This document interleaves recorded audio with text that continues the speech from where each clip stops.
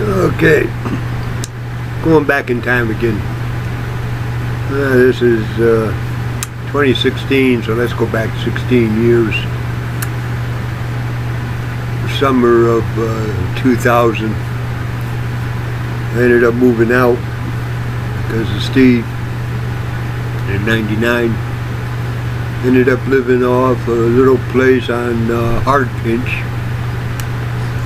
It's another street, I don't recall the name of it, but there was about 6 people there. They were on my mail route. There was a trailer that was a bad trailer, but it had a big room that I had for the living room, and had my TV and waterbed and all that stuff in there, and it was nice. Well, anyways, the place where I ate every day was a little mom and pop restaurant called Alex's, and I always got in good with the girls that worked there, all the waitresses. Never had to order a meal. I'd go in there for breakfast and I'd get my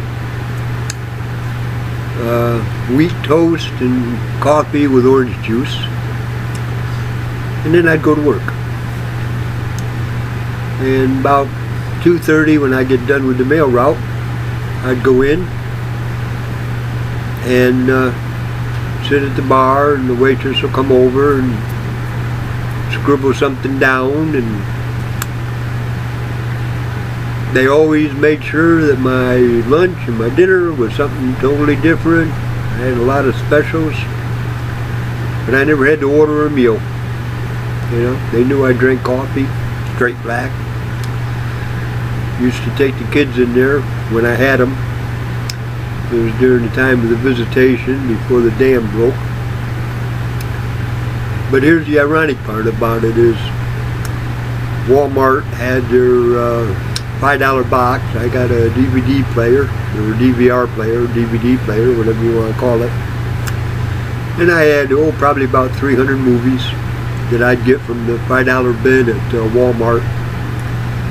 Because it rained quite a bit in South Carolina. There was days I just didn't want to go out, so, you know, I had my TV and I had all those movies. Well, the girls found out about my movies. So they'd come over on their off time and we'd sit around the living room and watch movies. No, I did not have sex with any of them. Forget it. But out in the kitchen, in the kitchen drawer, I kept about $200. And the agreement was, as long as they put a receipt in there, it would always be $200. But I had to have a receipt. Now there's one time I had supper, and I got talking to somebody and just walked out and didn't pay the bill. Well, the waitress ended up paying the bill. And she lived right out there. She had to go past my place or my street in order to get home. So she swung in there and told me about it. And I told her where the receipts go, and she could just put the receipt in there and take the cash and take $10 for a tip for the personal service. That was the only time that there was $10 short in the receipt thing. And I did that for a couple years. You know, never went to get groceries, never went to buy sodas, never went to get coffee, toners, my denture stuff. Those waitresses really took care of me. Well, it was during that time I had a I think it was an '85 Honda Civic that went through a hailstorm. Nettie told me about it, and it was a good car. Fantastic car. Even though it had dents all through the roof and all through the hood and the trunk because of the hailstorm, the insurance company just wrote it off. I bought it for $900. That lasted me about 3 years.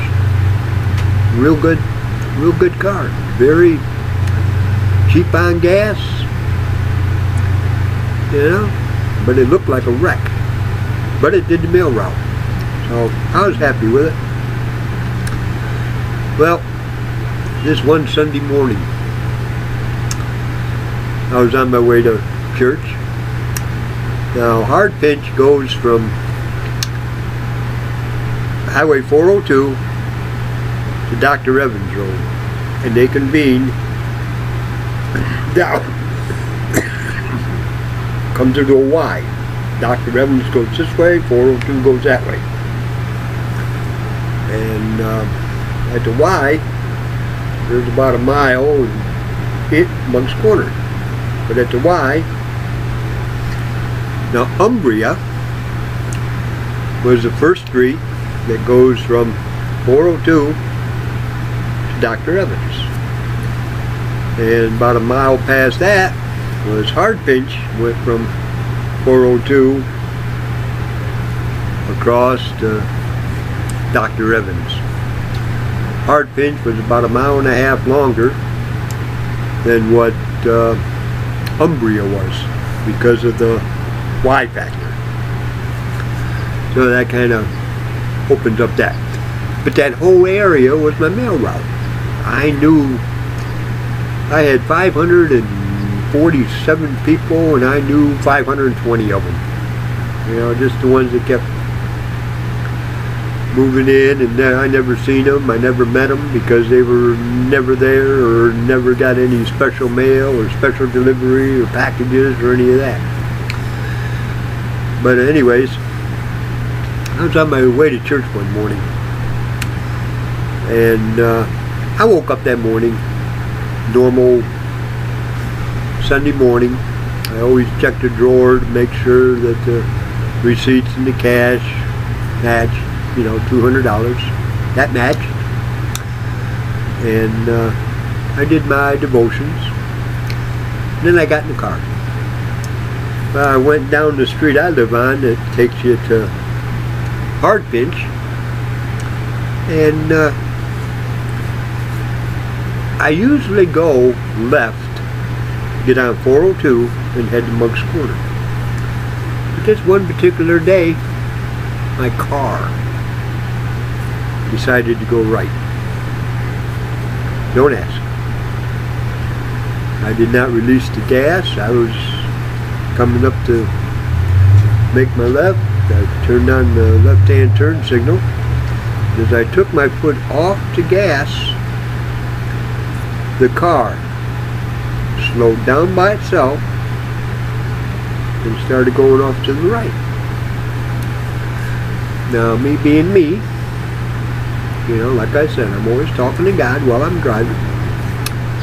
Okay, God, what's going on? I guess you want me to take the scenic route. Because it's a little bit longer, like I said. You know, Hardpinch is about a mile longer than Umbria. So I decided, okay, fine, I'll take the right and take the scenic route to Moncks Corner. So I took a right, nothing happened, it just started going down. Got the car up to about 45 miles an hour. Came to Dr. Evans Road. Put on my right blinker. Came to a stop, turned right. And started going down Dr. Evans Road, headed to Moncks Corner. Well, like I said, there's about a mile between Hardpinch and Umbria. Well, as I was headed, I did not take my foot off. I'm doing 55 miles an hour going down Dr. Evans. I got it up in about a quarter mile to 55 miles an hour. And I was approaching Umbria. Used to call it an umbrella. The car, without me moving my foot, slowed down enough to where it started to turn to go on Umbria.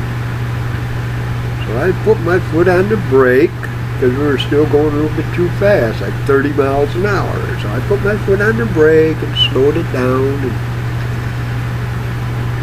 Okay, God, what's going on? I turned, went down Umbria. So I started laughing at myself, saying, well, God, apparently you're making me do a big old number S to get to church this morning. So I started going down Umbria. Well, I cannot think of the name of that street, but about 3/4 of the way down Umbria, all the way down Umbria is Cordesville Baptist Church. But about a half a mile this side on Umbria is a Pentecostal holiness, and it's all black. It's a black church. The pastor is building the church on his property, and they already started worship in it. I was there long enough to see it being poured the foundation, and then the walls started coming up, and the fresh paint of white on the outside of the bricks. The roof was put on, and it started looking like a church. But sooner or later I'll remember that pastor's name. Sam. Sam was the pastor. But anyways, as I was approaching that little street, which was also on my mail route, my car slowed down again, and it started turning up, and I'm going, why am I, God, what's going on? Well, I didn't fight God. I just went along with the program, and I went up that road. It's about 1/8 of a mile to get to the church. Like I said, his house is right there, right next to the church, and then the church. Well, as I was driving, I pulled into the church parking lot, which is all dirt, because they're still building up the inside of the church. And there's Sam. Now he's got an outside air conditioning unit, and he's just standing there. Well, I pulled up and shut the car off, got out of the car, and started walking to Sam. Sam turned around and started walking to me. And I looked at him and I says, hey, I don't know what's going on this morning, but my car brought me here. Sam looked at me and said, what? Well, as I was leaving the house this morning, I get down to the end of my street, and the stupid car started making a right-hand turn, so I just went along with the program. And I went all the way down Hard Pinch to Dr. Evans, and made a right-hand turn on Dr. Evans, and came down there, and all of a sudden, I'm slowing down to make a right, and the car started going to the right on Umbria. Of course, I had to brake it, because I was doing like 40 miles an hour, and I had to brake down so I could make the turn on Umbria, laughing at what I was doing, because I thought I was making a big yo-yo west to get to church this morning. But then I get down to the end of your street, my car started making another right. So apparently God wants me here for some reason. What's going on, Sam? Sam just looked at me, and he goes, Gene, this is an answer to my prayer. And I went, what? The air conditioner's not working, and I can't get an electrician to come out here. So we got a guest speaker coming, and right now the church is 110 degrees. And I looked at him and I went, well, I don't know nothing about air conditioning that much, but you know, so we walked up to where the air conditioner was. Now the air conditioning unit has a fan. All that fan does is blow the air out, and it sucks in through the filters, and it blows out, and that cools off the juices going into the air conditioner unit. So I looked at him and I went, well, and I looked over at his house, and he had a fan in the window. And I said, well, let's take that fan out of your window, put it on top here, make sure that the air blows up, and hook up an extension cord. Throw some tape around here to cover up the holes. That fan will do the same thing as this fan does, and you can get the electrician in here tomorrow and fix it. But this will cool off the church. Sam and I walked over to the window and took the window out. Sam's wife came out, asked us what we were doing, and both of us just looked at each other and started laughing. And we told her, and she popped up and she goes, "Oh, I don't have to pray anymore, do I?" And Sam just looked at her and said, "You better, because I don't think this is going to work." And his wife looked at Sam and went, "Where's your faith?" So Sam and I carried the fan over, put it on top of the air conditioning unit. We got some duct tape. Every place has duct tape. You can duct tape anything. So we duct taped the fan to the top of the air conditioning unit. She got an extension cord. One of their kids brought out the extension cord. We plugged it in. Walked into the church. Turned on the air conditioner. The church inside said 112. Well, Sam said that he had to go get ready for church. Church was going to be in about a half hour. The start of it was going to be in about a half hour. And I said, okay, well, let's see what happens. I might as well just stay here. See, I'm inside of a church. I might as well just stay here. So I walked out to my car and I got the Bible. Walked back into church. It went from 112 to 100. Just within that little bit of time. Just within that 10 minutes. Well, I took my shoes off, grabbed my Bible, went to the altar. At that time I had a problem. So I did my normal, "Lord, you know what my problem is? I need an immediate answer." Blah, blah, blah, blah. Oh boy, there it is. A&S once again. And I'll find it in my Bible because it's written in pen. Usually A&S is in pencil, but this time I put it in pen because that's all I had was a pen. But I stayed there that morning. When church started, it was 78 degrees inside the building. Well, the main speaker, just before church started, I was shaking hands with people on my mail route. Just about everybody that went to that church was on my mail route. And I was the only white guy there. It was a black Presbyterian Holiness Church. And I told him it's been a while since I, did the Presbyterian thing, but I just felt obligated this morning to worship with you guys. Well, because of the guest speaker, they were going to have a big church social, so my lunch was taken care of. Because I tell you what, with those black seats, they bring out, oh man, corn on the cob, mashed potatoes, scallops, green shrimp. I mean, you name it, the food was there. Everybody was bringing in food. And, but anyway, Sam got a phone call. Apparently the guest speaker was running late. For some reason, he was running late. Well, church started on time, 10 o'clock. And like I said, it was 78 degrees in there.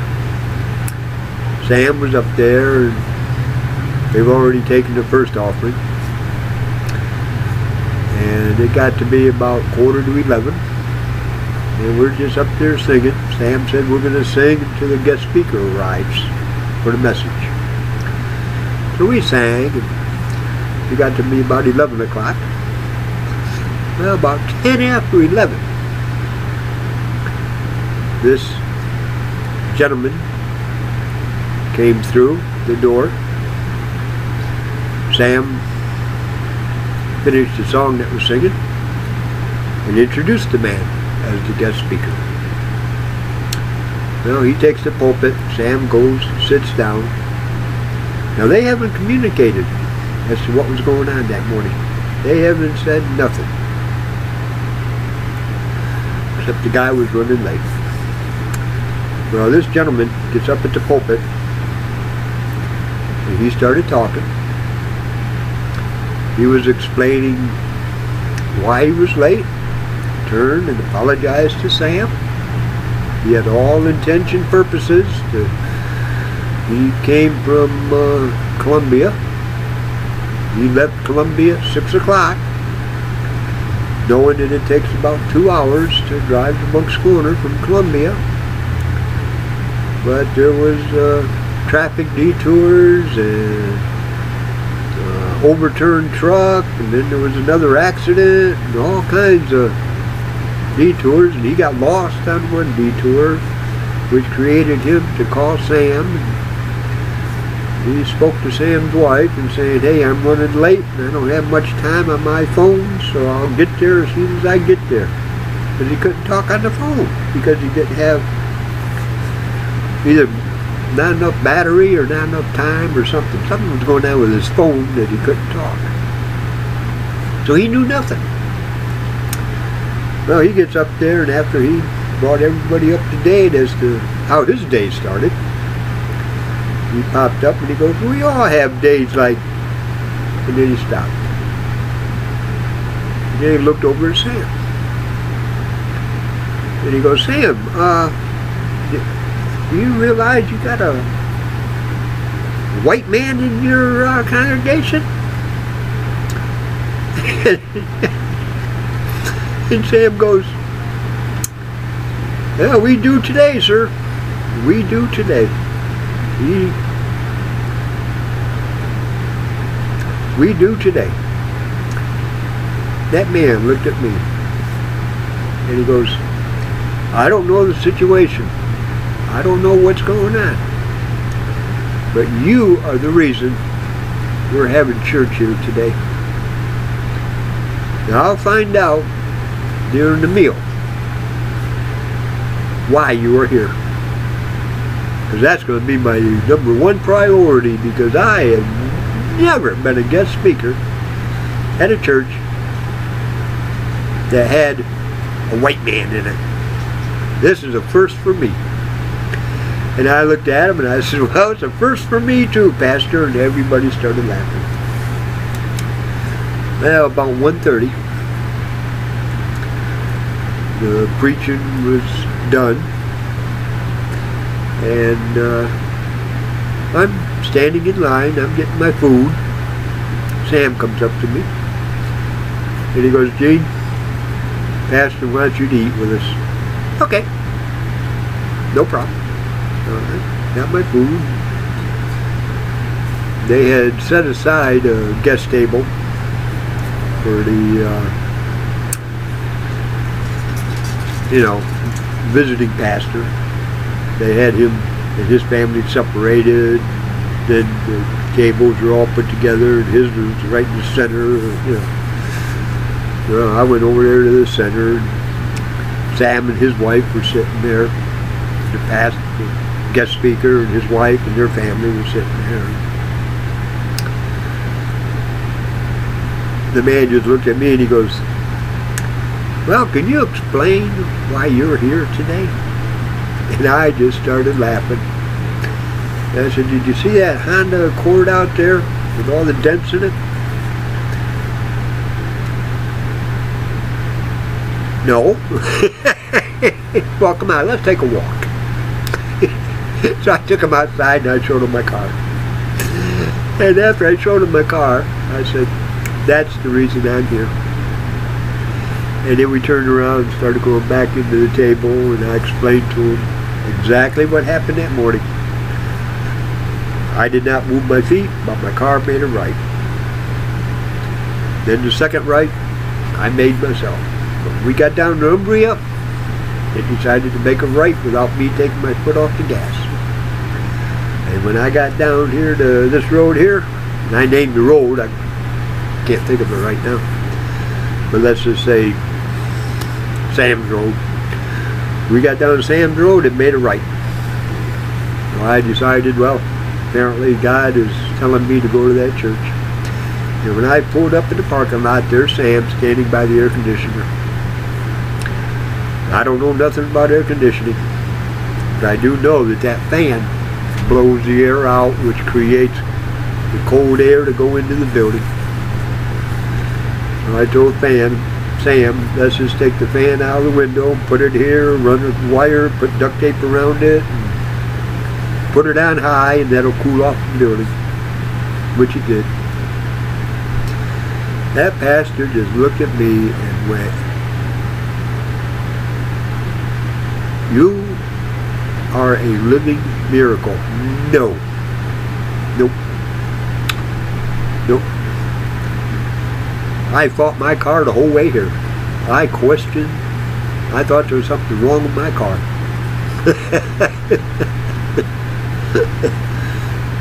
All I did was follow my car. That's all I did. And when my car led me here and Sam said what Sam said, I just, okay, fine, let's do this. And I just decided, well, I'm at a church. I made it to church this morning. I'm staying here and worship. And the church decided to feed me this beautiful lunch. And the pastor just looked at me and went, "Your lunch, this is in honor of you. Because next week's service, wherever I'm going to preach at, is going to be about your story dealing with Sam's church this morning. Because if that's not a miracle, I don't know what is." So, anyway, I just thought I'd throw this out, and it'll be posted here shortly. So may God bless. Bye.